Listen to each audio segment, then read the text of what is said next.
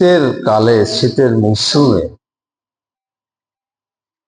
আমি আল্লাহ পাক আমার জন্য আমার কোনো বান্দা যদি এই কনকনে ঠান্ডা পানি দিয়ে অজু করে আমার রাজি খুশি করার জন্য মসজিদের মাইকে আওয়াজ হলেই মসজিদে চলে আসে, আমি আল্লাহ পাক রব্বুল আলামিন সব থেকে বেশি খুশি ওই বান্দার উপরে হয়েছে। এজন্য হাদিসের ভিতরে বলা হয়েছে শীত এটা তো মালিককে রাজি আর খুশি করার জন্য আসছে। শীত এটা আমাদের জীবনে এই জন্য আসে নাই যে আমাদেরকে কাঁপাবে, বরং শীত মুমিনের জীবনে আসেই এই জন্য যে এটা আমাদেরকে রাজা বানায় দেবে। এই জন্য শীত আমাদের কাছে আসছেন, এটা আমাদের বড় সৌভাগ্য। মালিকের কাছে শীতের ইবাদত বড় প্রিয় ইবাদত। আল্লাহ পাক শীতের ইবাদতকে অনেক বেশি ভালোবাসেন, কেননা ইবাদতে যে বেশি কষ্ট। আর আল্লাহ পাকের নিয়ম এটাই, যেই ইবাদত করতে বান্দার যত বেশি কষ্ট হয় আল্লাহ ওই ইবাদতের সওয়াব তত বেশি বাড়ায় দেন। এটা মালিকের নিয়ম, ওনার ধারাই এরকম। এই জন্য কোনো ইবাদতে একই ইবাদত, কোনো ইবাদতে এক স্তরের সওয়াব, আবার ওই ইবাদতেই কয়েক স্তর বেশি ইবাদতের সওয়াব। স্তর বেশি কষ্টের জন্য, কেননা শীতের মৌসুমের ইবাদতে বান্দার ত্যাগ বেশি থাকে, ঠিক না? কার না মনে চায় একটু গরম কম্বলটা জড়ায় 2-1 ঘন্টা একটু থাকি না, চায় মনে? আরো উপর দিয়ে আর শয়তান তো ওম দিতেই থাকে। কিন্তু যখন মালিকের জন্য ত্যাগ স্বীকার করা, তো ওই কম্বল ফেলানোর ত্যাগ খেতা ফেলানোর ত্যাগের মতো না, ওর থেকে কয়েক গুণ বেশি। গরমের দিনে হয়তো পাতলা একটা খেতা ফেলায়া এরপরে নামাজে আসলাম, আর শীতের দিনে কয়েক স্তরের কম্বল ফেলায়া খেতা সরায়া এরপরে নামাজে আসলাম। তো এটা এক হয় না, এর ত্যাগও এক হয় না। এই জন্য মালিক তো চায়া থাকেন যে ও করে কি, কম্বল পায়া আমারে ভুলে না, আমারে পায়া কম্বল নিক্ষেপ করে দেয় দূরে, এটাই মালিক দেখে। তো যখন দেখে যে আমারে পায়া কম্বল ছেড়া দিছে, কম্বল পায়া আমারে ছাড়ে নাই, তো মালিক বলে ওর পুরা আমল নামা সব দিয়ে ফিরে দে। ও আমার জন্য ত্যাগ চিকিৎসা করতেছে, আমার জন্য ত্যাগ স্বীকার করতেছে, তুচ্ছ আরাম ভুলা যাইতেছে। এই জন্য আমি বলে থাকি যে শীত গরম এগুলো মালিকের পরীক্ষা, ঠিক না? এটা আমাদের জন্য পরীক্ষা। এই জীবনে এমন কোনো বালু কণাও আপনি পাবেন না যেটা আমার আর আপনার পরীক্ষা না। সব কিছু আমার আর আপনার পরীক্ষার জন্যই আল্লাহ রাখছে। লিয়াবলুয়াকুম আইয়ুকুম আহসানু আমালা। আল্লাহ বলে খলাকাল হায়াতা ওয়াল মায়াতা, বানাইছি তোমাদের জীবন, দিছি তোমাদের মরণ। লিয়াবলুয়াকুম, বাস এটাই টেস্ট করতে।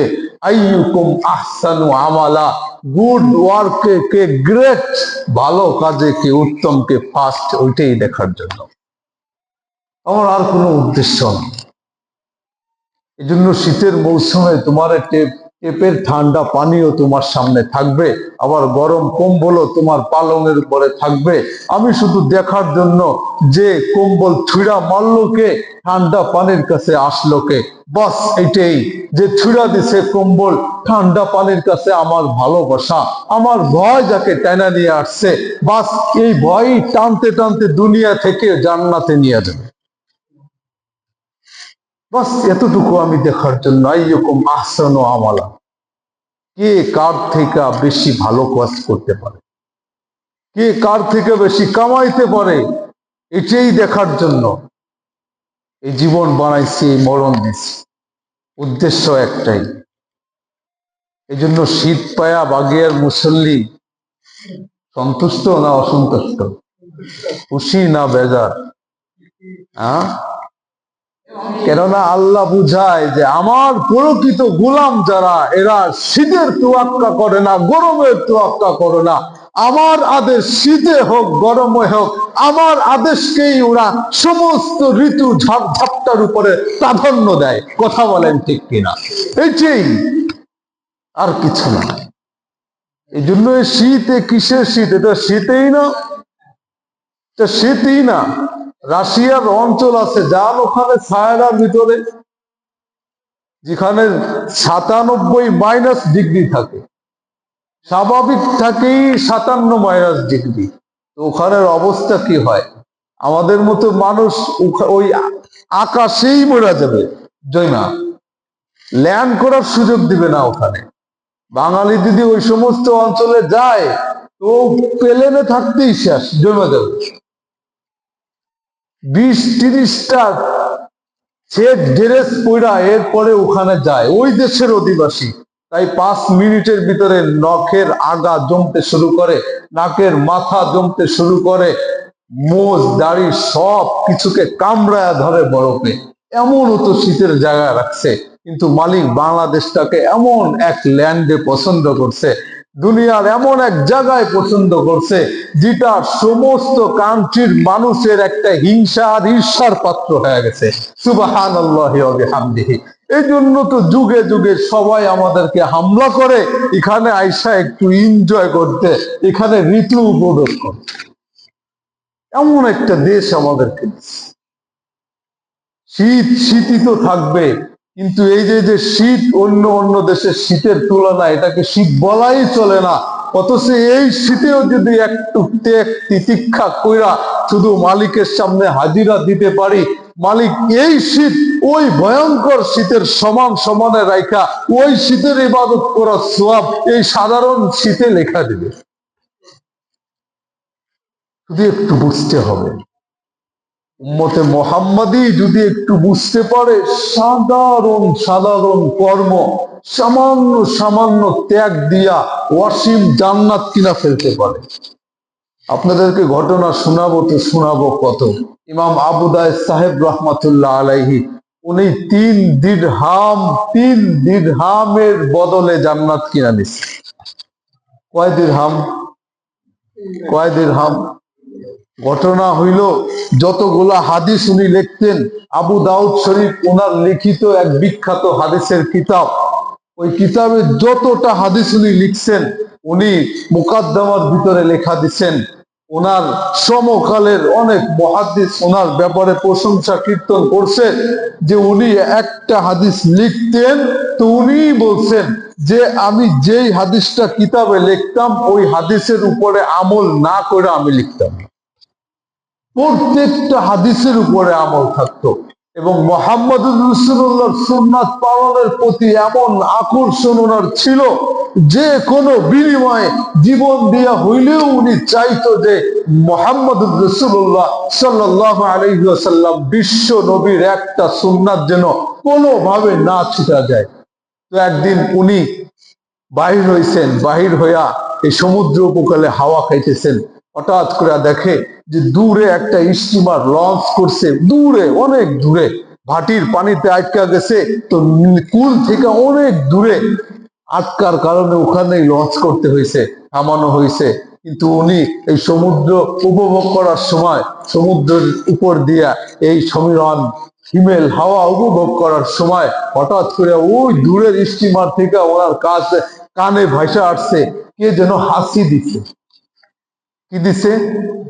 হাসি। বুঝেন? তো সুন্নাত হইল যখন হাসি দিয়া উনি ওখান থেকে আলহামদুলিল্লাহ পড়ছে, তো ওইটা বাতাসে ওনার কানে ভাইসা আসছে। নবীজির সুন্নাত হইল যে হাসি দিয়া এরপরে আলহামদুলিল্লাহ বলে ওর জবাবে তোমরা ইরহামুকাল্লাহ বলো। এটা হলো হাসি সুন্নাত। কেউ যদি হাসি দিয়ে আলহামদুলিল্লাহ পড়ে, কি পড়ে? আলহামদুলিল্লাহ, তাহলে জবাবে তোমরা কি বলো? ইরহামুকাল্লাহ। জবাবে কি বলো? ইরহামুকাল্লাহ। ও হাসি দিয়া বললো যে সমস্ত প্রশংসা কার? আল্লাহ। কেননা এই হাসি দেওয়ার দ্বারাই আদম আলাইহিস সালামের ভিতরের রুহু এটা চলতে শুরু করছিল। যখন আল্লাহ ওনার নাক দিয়ে রুহু ফুঁকা দেয়, তখন রুহু ফুঁকা দেওয়ার সাথে সাথে উনি হাসি দিছে। মানে আল্লাহ ওই যে সাবি মাইরা দিছে, ওই যে হাসি দেওয়া থেকে কার্যক্রম শুরু শরীরের, চলছে চলছে চলছে চলছে। দুনিয়া আইসাও ওনার এই 960 বছর পর্যন্ত এটা চলতেই ছিল।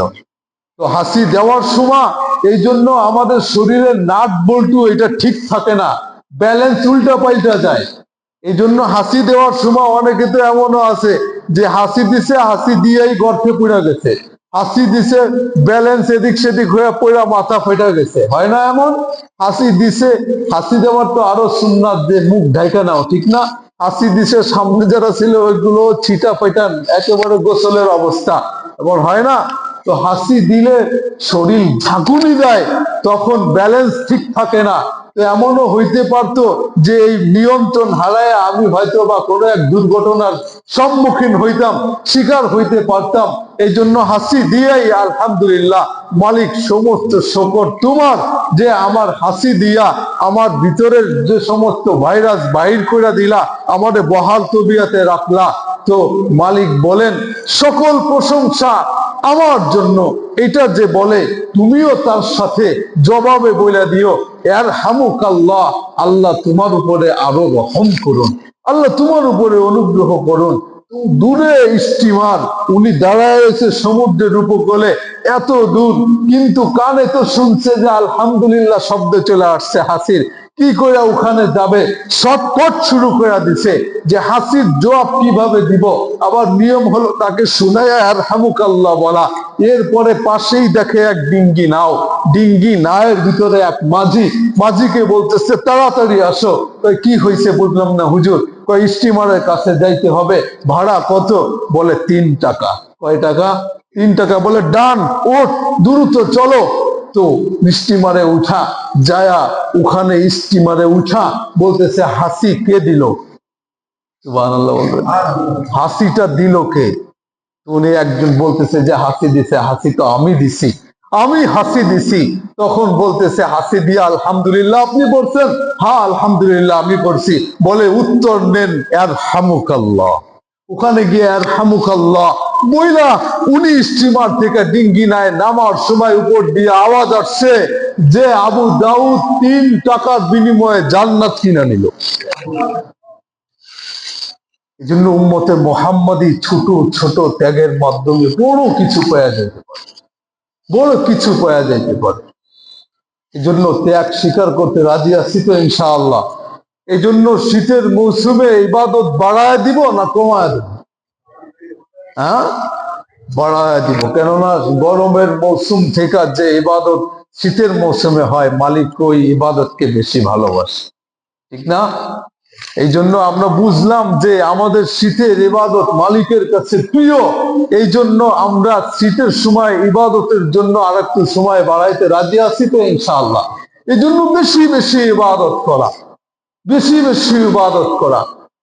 শীতের মৌসুমে মুমিন ঠান্ডা পানির কাছে হারা যায় না, বরং ঠান্ডা পানি মুমিনের কাছে হারা যায়। কথা বলেন ঠিক কিনা? এই শীত মুমিনকে হারাইতে পারে না, বরং শীত মুমিনের কাছে হারা যায়। এটা মাথায় রাখতে হবে যে আমি মুমিন, এই জন্য ঠান্ডা পানির কাছে আমি পরাজিত নই, আমি মুমিন, শীতের কাছে পরাজিত নই। যে মালিক শীত দিছেন, গরম দিছেন, ওই মালিকের জন্যই ইবাদত করব। কিসের শীত, কিসের গরম, মালিকের ইচ্ছাই সবকিছু। কথা বলেন ঠিক কিনা?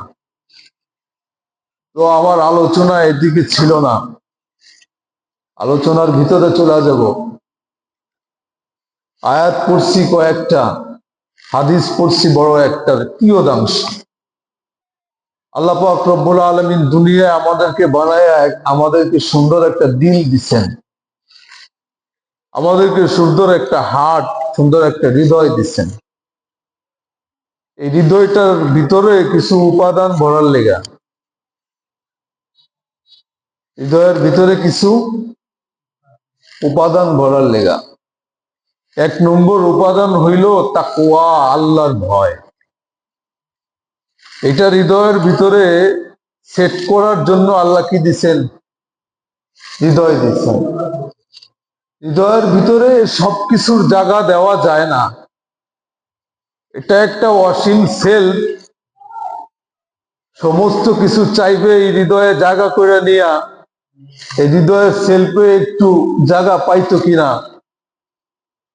কিন্তু আল্লাহ বলে যে হৃদয় এটা হয়তোবা এই সেলফের অনেক জায়গা, কিন্তু এখানে সবকিছু স্থান দেওয়ার জন্য আমি তোমার হৃদয় দেই নাই, বরং কিছু কিছু মূল্যবান জিনিস এখানে সাজায় রাখার জন্য আমি তোমাকে এমন সুন্দর একটা দিন দিচ্ছি।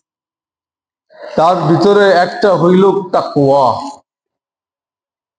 আল্লাহর ভয়। বলেন কি?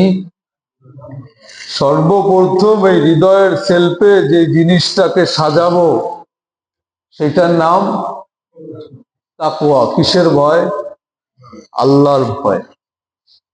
পৃথিবীর বুকে সব থেকে শ্রেষ্ঠ, সব থেকে সম্মানিত, সব থেকে প্রিয়, সব থেকে মহাব্বতের পাত্র আল্লাহর কাছে যে,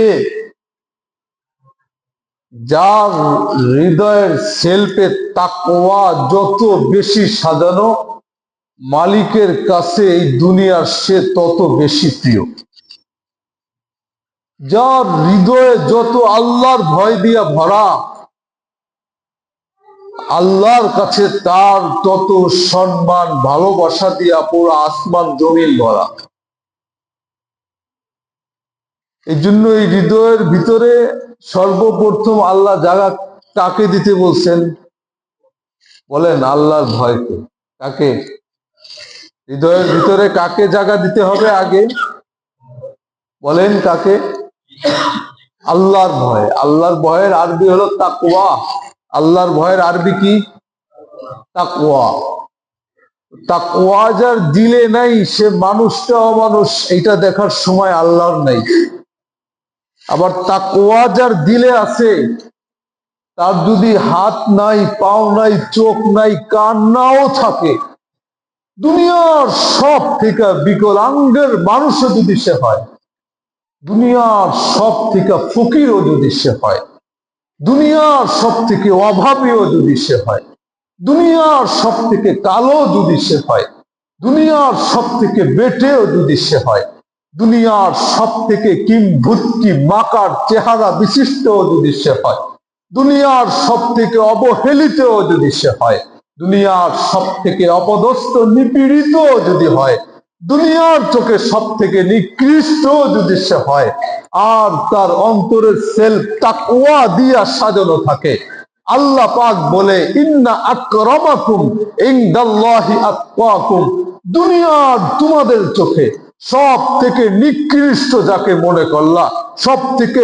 কালো, নিম্ন, হেয়, নিচ, নিপীড়িত যাকে মনে করলা, আমি মালিক তার অন্তরে আমার ভয় স্থান পাওয়ার জন্য দুনিয়ার সব থেকে বেশি দাম দিয়ে ওরে উপরে উঠায় নিয়ে গেলাম। এটা হলো তাকওয়া।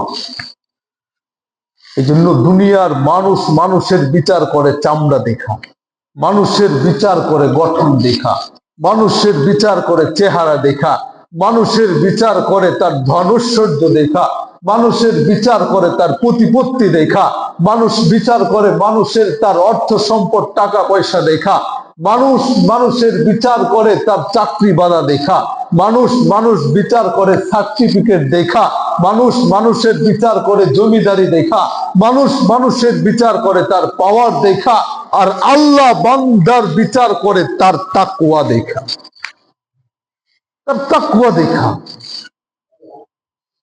এই জন্য তাকওয়াওয়ালা মানুষ সে যেখানেই থাক, রনে বনে জঙ্গলে, মালিককে ডাক দিলে এই ডাক আসমান ফেরা আরো সে আদিমে পৌঁছায় যায়। এত পাওয়ার এই তাকওয়া, মালিকের ভয়ে। এই জন্য আল্লাহ বলছে সুন্দর একটা হৃদয় তোমাকে আমি দিছি, সেলফটাকে খালি পাঠায় দিছি, এটা সাজানোর জিনিসগুলো তোমার পিছনে পিছনে আমি ছুটায় দিছি, 30 পারা কোরআন শরীফ জোড়ায় তোমাকে এই সেলফের জিনিস আমি বলে দিছি। তার ভিতরে একটা প্রথম যেটা দিয়া তোমার হৃদয়কে সাজাবা, ওইটার নাম হইল তাকওয়া, ওইটার নাম হলো ক্ষুধাভীতি, ওইটার নাম হলো আল্লাহর ভয়। একটা মুমিন যার ভিতরে তাকওয়া আছে, যার হৃদয়ে সেলফ তাকওয়া দিয়া সাজানো আছে, আরে ওকে দেখলেই বোঝা যায় যে এ মুত্তাকি, এর ভিতরে আল্লাহর ভয় পাওয়া যায়। কথা বলেন ঠিক কিনা? হ্যাঁ, মসজিদের আজান যখন ফজরে হবে শীতের রাতে, তখন বোঝা যাবে তার এই বাম পাশের হাটে আল্লাহর ভয় আছে কি আছে না। কথা বলেন ঠিক কিনা? বন্ধু, এটা বললে হয়তো রাগ হয়ে যাবেন, কিন্তু আমাদের ভিতর এমনটা আল্লাহর ভয় শূন্য হয়েছে এবং মাখলুকের ভয় এতটা আমাদের ভিতরে ঢুকছে যে আমাদেরকে যদি চাই একটা পিপিলিকায় কামড় দিয়ে পিপিলিকার ভয় দেখাও বোঝা যায়, কিন্তু আমাদের ভিতরে আল্লাহর ভয় আছে এটা দেখলে বোঝা যায় না। কথা বলেন ঠিক কিনা?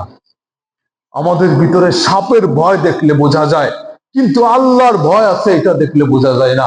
আমাদের ভিতরে কীট পতঙ্গ পোকামাকড়ের কামড়ের ভয় দেখলে বোঝা যায়, কিন্তু মালিকের ভয় আছে এটা দেখলে বোঝা যায় না। আমাদের ভিতরে বজ্রপাতের ভয়ও কাজ করে, আমরা বজ্রপাত উপরে উঠলে সারা শরীর কাঁপা ওঠে, কিন্তু মালিকের ভয়ে কোনোদিন হৃদয় কাঁপতে আমাদেরকে দেখা যায় না।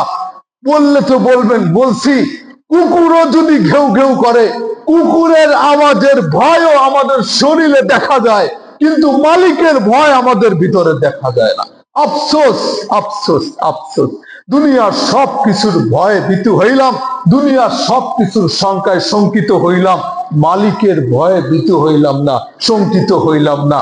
আমার আর আপনার মতো কপাল পোড়ায় পৃথিবীর আর কেউই হইতে পারে না। কথা বলেন ঠিক কিনা? আজ উম্মতে মোহাম্মদীর দশা, উম্মতে মোহাম্মদী আগুন ভয় পায়, মালিককে ভয় পায় না। উম্মতে মোহাম্মদী আজ পানিকে ভয় পায়, মালিককে ভয় পায় না। উম্মতে মোহাম্মদী আজ ঝোড়ো হাওয়াকে ভয় পায়, মালিককে ভয় পায় না। উম্মতে মোহাম্মদী আজ ভূমিকম্পকে ভয় পায়, মালিককে ভয় পায় না। উম্মতে মোহাম্মদী পিপিলিকাকে ভয় পায়, মালিককে ভয় পায় না। উম্মতে মোহাম্মদী ভ্রমরকে ভয় পায়, ভেমরুলকে ভিরুলকে ভয় পায়, মালিককে ভয় পায় না। উম্মতে মোহাম্মদী কীট পতঙ্গের বিষ ভয় পায়, সাপের সবল ভয় পায়, অথচ মালিককে ভয় পায় না। আজ উম্মতের দিকে তাকাইলে বোঝা যায় দুনিয়ার সমস্ত ভয় উম্মতের অন্তরে সেলফ দখল করে নিছে, মগর ওই সেলফ যেটাকে আল্লাহ তাকওয়া দিয়ে ভরার কথা ছিল, সেই তাকওয়া এই সেলফে উম্মতের জায়গা পায় না। কথা বলেন ঠিক কিনা? এই জন্যই আজ উম্মত সমস্ত মাখলুকের ভয়ে কাঁপে, উম্মতের ভয়ে মাখলুক কাঁপে না। কথা বলেন ঠিক কিনা? এক আল্লাহর ভয় যদি সেলফের ভিতরে ঢুকাইতে পারতাম, তাহলে আমার ভয়ে দুনিয়া কাঁপত, আমার ভয়ে জমিন কাঁপত, আমার ভয়ে আসমান কাঁপত, আমার ভয়ে আকাশ বাতাস, আমার ভয়ে জলস্থল কাঁপত, আমার ভয়ে মহাশূন্য কাঁপত, আমার ভয়ে সমস্ত ভয় কাঁপা যাইত যদি এক ভয় আমার সিনার ভিতরে থাকতো। মালিকের ভয় যার সিনার ভিতরে আসে, তার ভয়ে সারা দুনিয়া কাঁপে। আর মালিকের ভয় যার সিনার মধ্যে নাই, সারা দুনিয়ার ভয় তাকে কামড়ায়া ধরে। কথা বলেন ঠিক কিনা? আজ দেখলেই বোঝা যায় যে আমাদের ভিতরে মালিকের ভয় নাই, ভয় আছে কার? মাখলুকের ভয়, সৃষ্টিজীবের ভয়। আর যদি আমার আর আপনার মধ্যে ভয় ঠিকই থাকতো, মালিকের ভয়, তাহলে দুনিয়ায় এত অগ্নি সংযোগ হইতো না। কথা বলেন ঠিক কিনা? আগুন যখন আমাকে ভয় পাবে, তখন আগুন আমার ক্ষতি সাধন করতে পারবে না। আমি যখন আগুনকে ভয় পাবো, আগুন তখন আমার ক্ষতি সাধন করবে। আল্লাহর ভয় যার দিলে, সে কোনো কিছু ডরায় না। কিসের বিষ, কিসের পানি, কিসের আগুন ডরায়? কতই তো আপনাদেরকে শোনাইছি। খালেদ ইবনুল ওয়ালিদ যুদ্ধের সময় গিয়া দুর্গ অবরোধ করছে। খালেদ বিন ওয়ালিদ রাদিয়াল্লাহু তাআলা আনহু দুর্গপতি তার সামনে আইসা একদিন হাজির হয়েছে, অনেকদিন অবরোধিত হওয়ার পরে এতটুকু একটা বোতল নিয়ে তার সামনে হাজির হয়েছে। তো খালেদ বিন ওয়ালিদ তার দিকে তাকায়া বোতলের দিকে ইশারা দিয়ে বলে যে, আসছো আমার সামনে তো ভালো কথা, কিন্তু এই বোতলে কি নিয়ে আসছো? বলে, খালেদ, পরাজয়ের গ্লানি আমাদের সহ্য হয় না। পূর্বের কালে যে সমস্ত রাজা বাদশা ছিল, পরাজয়ের গ্লানি এরা সহ্য করতে পারতো না। এই জন্য যখন দেখতো যে অবস্থা বেগতিক, হারা যাইতেছি, সাথে সাথে হয়তো খঞ্জর দিয়া, নাইলে তরবারি দিয়া, নাইলে বিষ পান করে নিজেও শেষ হয়ে যাইতো, যাতে করে অপমানের জীবন না যাপন করা লাগে। তো সামনে আসছে ছোট একটা বোতল নিয়া, খালেদ বিন ওয়ালিদ বলে লক্ষ্য করে, বোতলের ভিতরে কি আনছো? বলে, খালেদ, যদি পরাজয়ী বরণ করা লাগে তাহলে এই বোতলের ভিতরে বিষ ভরা নিয়ে আসছি, এটা খাইয়া নিজের শেষ করে দিব, পরাজয়ের গিলানির জীবন আমি যাপন করব না। তোমাদের মতো আরবি যারা ইতিপূর্বে ছিল, সব থেকে গন্ড মূর্খ, সব থেকে চাষার জাত, সব থেকে ফকিরের জাত, তাদের হাতে পরাজয় বরণ করব, এই গিলানি আমার সহ্য হবে না, এই জন্য বিষ নিয়ে আসছি। খালেদ লক্ষ্য করে বলে, যে বিষ আনছো, এই বিষের ক্রিয়া কেমন? মারাত্মক। বলে, তুমি এই বিষের ক্রিয়া সম্পর্কে জানোই না খালেদ, এই বিষ এতটা মারাত্মক, সামান্য জিহ্বায় দেওয়ার সাথেই ভবলীলা সাঙ্গ হয়ে যাবে। খালেদ বলে, আসলে তাই? বলে, হ্যাঁ। বলে, সত্য কথা বলতেছো? সত্য কথা বলতেছি। এই দুনিয়ার বুকে তৎকালীন যুগে বলতেছে, এত বিষাক্ত বিষ, ক্রিয়াশীল বিষ, এত বিষাক্ত বিষ, এত দ্রুত কার্যকারিতাশীল বিষ এই দুনিয়ার বুকে আর নাই, যে বিষ আমি তোমার সামনে নিয়ে আসছি। পরাজয় বরণ করলে, তুমি সন্ধি চুক্তি যদি না করো, খায়া জায়গায় ঢলে পড়বো। খালেদ বিন ওয়ালিদ বলে, তোমার বিষের এত পাওয়ার, বিষের পাওয়ারের এত বিশ্বাস, বিষের কৌটাটা আমার হাতে দাও তো দেখি, আমি একটু চাইকা দেখি বিষ আমার ভিতরে কাজ করে কিনা। সুবহানাল্লাহি ওয়া বিহামদিহি। এটা দেখা বলতেছে, খবরদার, তুমি এখানে ছেলে মানুষই করো না খালেদ, এক ফুটার যদি জিহ্বায় পড়ে সাথে সাথে শেষ হয়ে যাবে। খালেদ বলে, বিষের বোতলকে ভয় পাই না, বিষের ভিতরের বিষকে ভয় পাই না, বিষের ক্রিয়াকে ভয় পাই না, ওই বিষের মালিক আমার মালিক, তোমার মালিক, ওই মালিককেই ভয় পাই। এটা বইলা মুটকিটা খুইলা আসছে, যা ছিল পুরা বোতল ডক ডক করে গিরা ফেলছে। এদিক দিয়া বিষ খাইতেছে খালিদ, অথচ গোত্রপতির চেহারা লাল হয়ে যাইতেছে। যে করে কি, করেটা কি? হায় হায় বোকা, হায় হায় গাধা, হায় হায় মূর্খ, করলিটা কি? নিজের জীবনকে আমনে ছেলে মানুষের মতো শেষ করে দিলে। কিছুদিন পরে ওর তো টক বক হয়ে গেছে চেহারা ভয়তে, বিষাক্ত বিষ পুরা বোতল খায়া ফেলছে, যেখানে এক ফুটা খাইলেই ভবলীলা সাঙ্গ হয়ে যায়। কিছুক্ষণ পরে বিষের ক্রিয়া খালেদের কোথাও দেখা যায় না। খায়া ফেলছে তো পুরোটা, কিন্তু খালেদ বিন ওয়ালিদের শরীরের কোথাও বিষের ক্রিয়া নাই। এইটা দেখা গোত্রপতি বলতেছে, এটা হইল কি কইরা?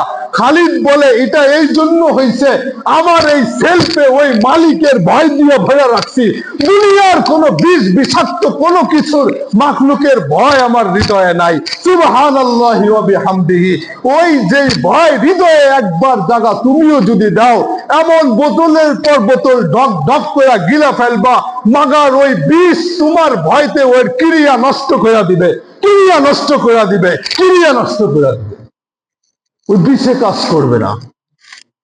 এমন এক জাতি ছিল, তারা তো আমাদেরই পূর্বপুরুষ, বিষেও তাদেরকে ভয় পাইতো, ডরাইতো। ঠিক কিনা জোরে বলেন? যুদ্ধের ময়দানে যাবে, সামনে বিশাল বিশাল নদী, কোথাও নাই লঞ্চ পার হওয়ার জন্য কোনো স্টিমার না ফেরি আছে।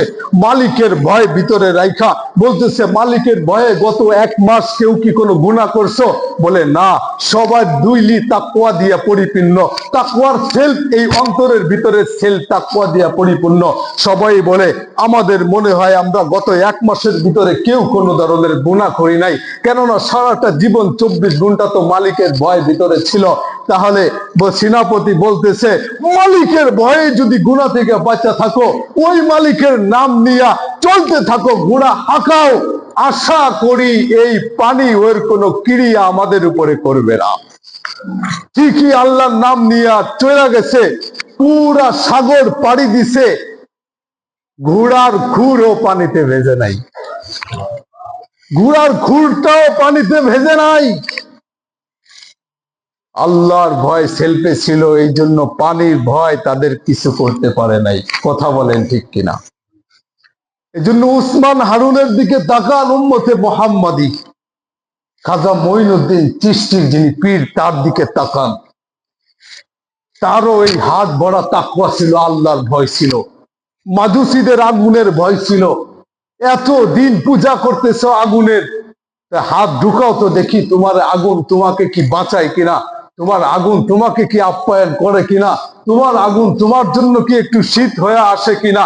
পূজা করতে করতে বাপ দাদা তো 12টা বাজায় ফেলছো, কপাল তো ফুলায় ফেলছো আগুনের, তো একটু হাত দাও তো দেখি, আমি দেখি তোমার সাথে কি ব্যবহার করে। বলে না, পূজা ঠিকই করি বাপ দাদার দেখা দেখি, কিন্তু আগুনের যে ক্রিয়া, আমার আঙ্গুল দেওয়ার সাথে সাথে আঙ্গুল বাইর হবে ঠিক আছে, মাগার ছাই হইয়া বাইর হবে। আমি এই কাজ করতে পারবো না। খাজা উসমান হারুনি বলে, আমার ভিতরে আগুনের ভয় নাই।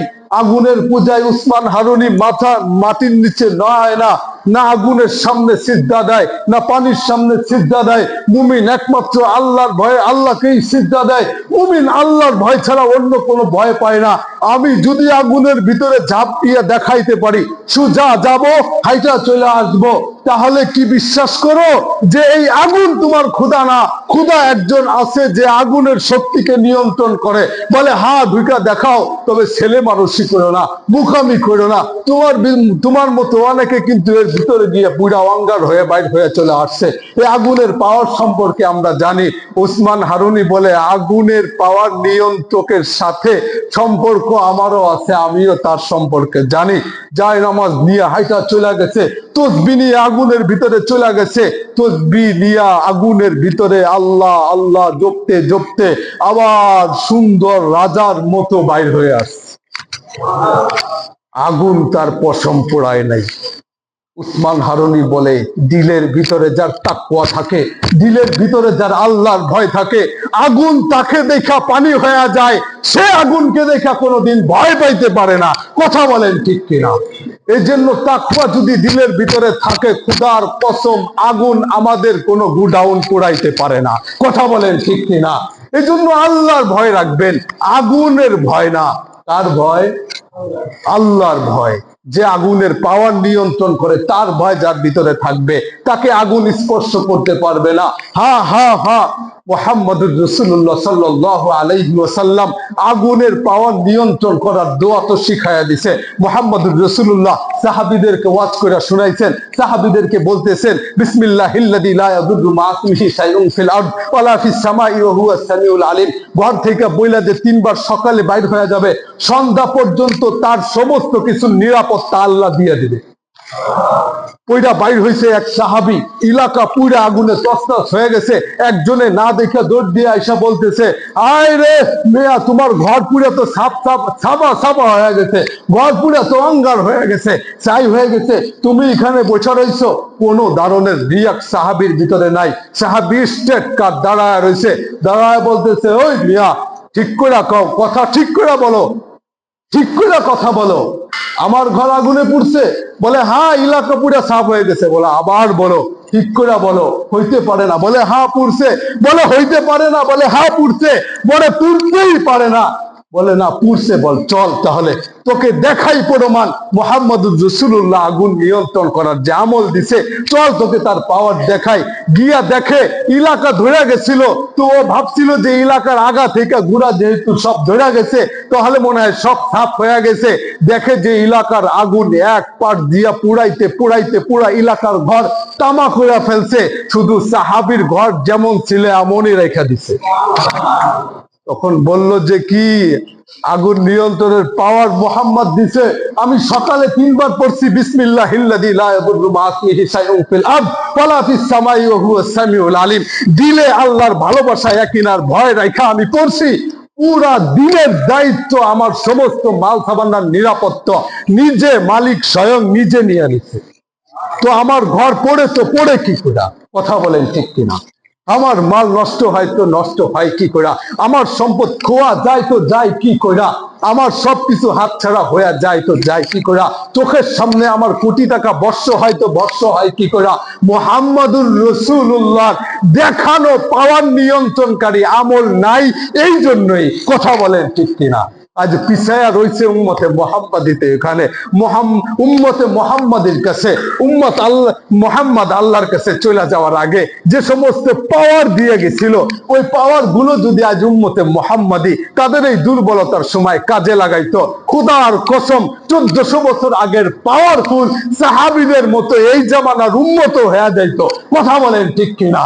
কিন্তু সেটা তো কাজে লাগাই না বন্ধু। সকাল সন্ধ্যার আমল যেটা আমার পুরা জিন্দেগিকে নিয়ন্ত্রণ করতে পারে, সকাল সন্ধ্যার আমল যেটা আমার পুরা জিন্দেগির সেফটির জন্য মুহাম্মদুর রাসূলুল্লাহ সাল্লাল্লাহু আলাইহি ওয়াসাল্লাম দিয়ে গেছে, সকাল সন্ধ্যার আমল যেটা আমার স্বাস্থ্যের জন্য মুহাম্মদুর রাসূলুল্লাহ এখানে প্রেসক্রিপশন হিসেবে রাখা গেছে, আমার আত্ম উন্নয়নের জন্য যেখানে প্রেসক্রিপশন হিসেবে রাখা গেছে, তার কিছুই আজ আমাদের হাতে নাই। পড়ে রয়েছে ইমামের রুমে, একা আমল ইমামি করে, মুয়াজ্জিনও কিছু কিছু করে, আর বাকি মুসল্লির খোঁজই নাই। কথা বলেন ঠিক কিনা? ওই একার আমল দিয়ে আমি পার হব তো হব কি কইরা? এই জন্য মুহাম্মদুর রাসূলুল্লাহ আমাদেরকে পাওয়ার দিয়ে গেছিলেন, ওই পাওয়ার আমরা নিতে পারলাম না, ওই পাওয়ার আমরা রাখতে পারলাম না। অথচ এক পাওয়ার এমন, যেই পাওয়ার যদি আমেরিকা থেকেও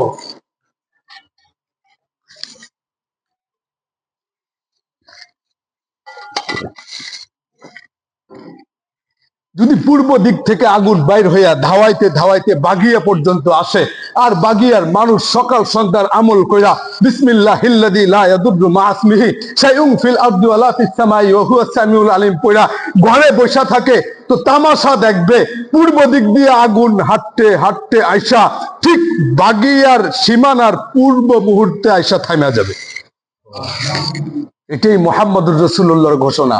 এই বিশ্বাস তো আমি রাখি, আপনি কেন রাখতে পারেন না? সাহাবী তো রাইখা আমাদেরকে প্রমাণ দেখায় গেছে যে এই বিশ্বাস যদি থাকে, এলাকার ভিতরে যদি 1 কোটি বাড়িও থাকে, সমস্ত বাড়ি পুড়া যাবে, মাগার ওয়ানলি ওয়ান হোম এটা পড়বে না। কথা বলেন ঠিক কিনা? তো ওই আমল আজ আমাদের কোথায়? আমরা তো সবকিছুই হারায়া গেছি। শত্রু দমনের আমল তো আমাদের আছে, এক শত্রু আর এক শত্রুর পিছনে আগুন লাগায়া দেয়, তো দমনের আমল যদি পড়ি তাহলে শত্রু আমার সামনে ছাগলের মতো মাথা নিচু করতে বাধ্য হবে। কথা বলেন ঠিক কিনা? সেই আমল আজ কোথায় উম্মতে মুহাম্মাদের? সে আমল তো আজ নাই। অথচ আমল দেখা গেছিলেন পাওয়ার হিসাবে, একটা আমল একটা পাওয়ার। বিশ্বাস না হয় আপনি আমল করে দেখেন, এই পাওয়ারের বদৌলতেই সাহাবা আজমাইন পূর্বপুরুষ আমাদের যারা, তাদের জীবন চরিত্র